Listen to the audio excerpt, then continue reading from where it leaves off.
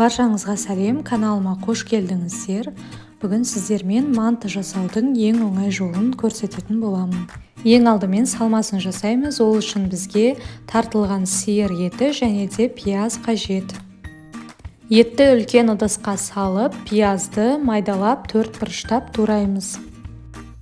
Қоспалардың нақты мөлшерін описаниеден көре аласыздар.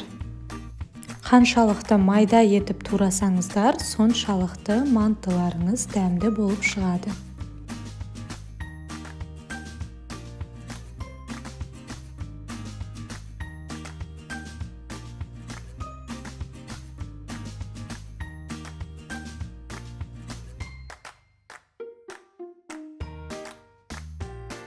Келесі дәміне қарай тұз және де қара бұрыш, қызыл бұрыш саламыз. Және де мантыға арналған арнайы дәмдеуіштерді де қоссаңыздар болады.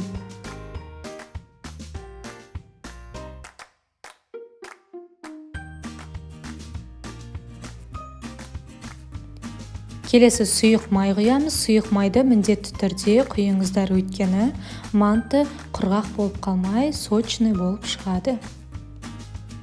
Енді осының барлығын қолдың көмегімен жақсылап тұрып араластырамыз.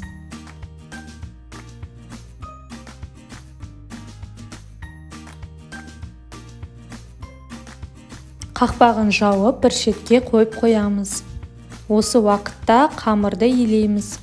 Ол үшін үлкен ыдысқа бір жұмыртқаны жарып салып, бір шай қасық тұз және де суды құйып, жақсылап араластырамыз.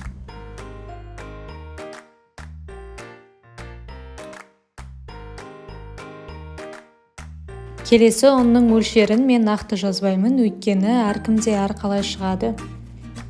Ең алдымен осылай қасықпен аз-аздан қосып отырып араластырамыз. Барлығын қоссаңыздар, ұн көп болып кетуі мүмкін. Сондықтан аз-аздан қосып отырып араластырып, қамырдың консистенциясына қарай илейміз.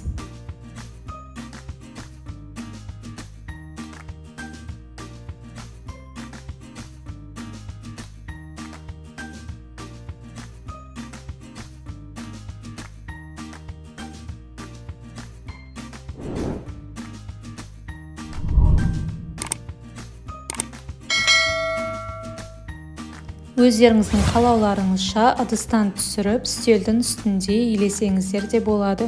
Мінекей осындай жұмсақтықта қамыр дайын болу қажет. Қамырды жұқа етіп жайып, видеода көрсетілгендей оқтауға орап, екіге бөлеміз.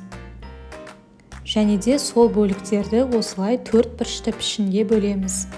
Барлығын жайып, салмамызды салып, мантының формасына келтіріп түйеміз. Осы уақытта мантаваркамыздың формаларын майлаймыз, өйткені манты жабысып қалмауы қажет.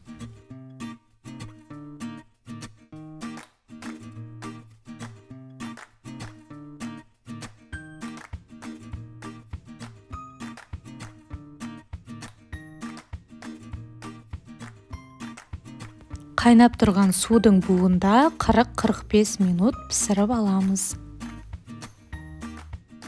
Мантылар өте керемет болып, езілмей, сондай дәмді болып шығады. Міндетті түрде менің рецептіммен жасап көріңіздер. Видео ұнаса лайк басып, пікірлеріңізді қалдыруды ұмытпаңыздар. Басқа да видеоларымды жіберіп алмас үшін каналыма тіркеліп қойыңыздар. Астарыңыз дәмді болсын.